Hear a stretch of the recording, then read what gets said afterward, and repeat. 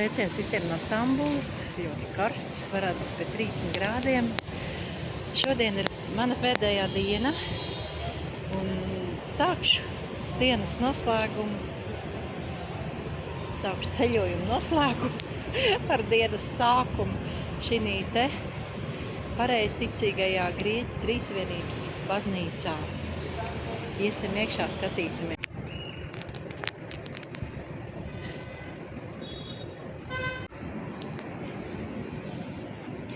Izstāsta tādu netipisku pareizticīgo baznīcas, tādu kāds mums ir.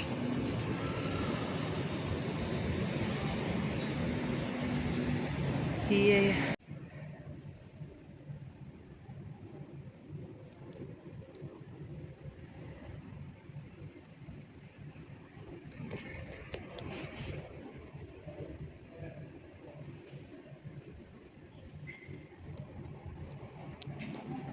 Šeit kāda ļoti sena ikona priekštelpā.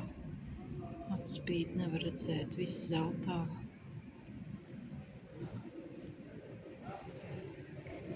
Svētās Trīsvienības. Kāda ikona, tā nav iemūrēta sienā, bet tā ir glezniņas pataustīja.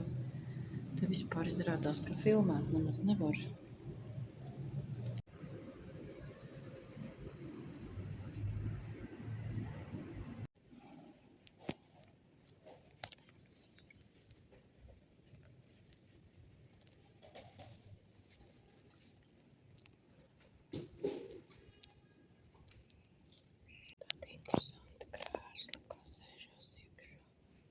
Pavisam savādāk nekā pie mums. Tajā ieliek dibens un tā kā uz poda jāsēž.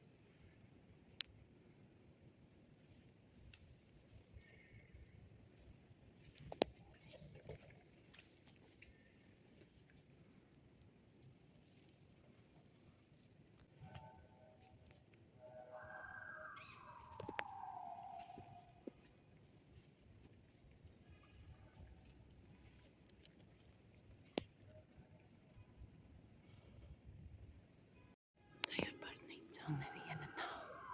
Un es esmu palikusi viena pati. Un tad es drusciņu atļaujos tā pafilmēt, fotografēt. Ja runa iet par reliģiju, es vislabāk jūtos pareizticīgo baznīcās. Tā ir mana sāmas kara. Es esmu praktizējis pareizticīgo reliģiju diezgan ilgi. Jaunībā, kad skats 15. Mūsu baznīcā, jā, bet tā Grieķu baznīca, viņa pavisam savādāka. Viņa tāda nav tik smaga kā Krievu pareizticīgā baznīca. Viņa tāda pēc enerģētikas vieglāka. Arī krāsas te ir pavisam citas un klimatam attiecīgi. Grīda ir marmora. Saistībā ar klimatu būvniecība ir cita pavisam. Tā kā skaisti. Lai visiem skaisti un gaiši.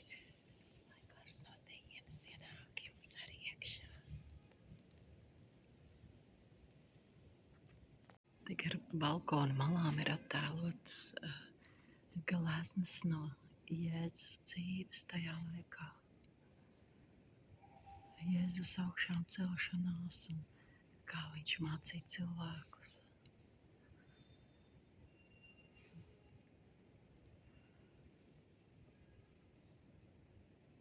Šī ir Grieķu pareizticīgo Trīsvienības baznīcas teritorija.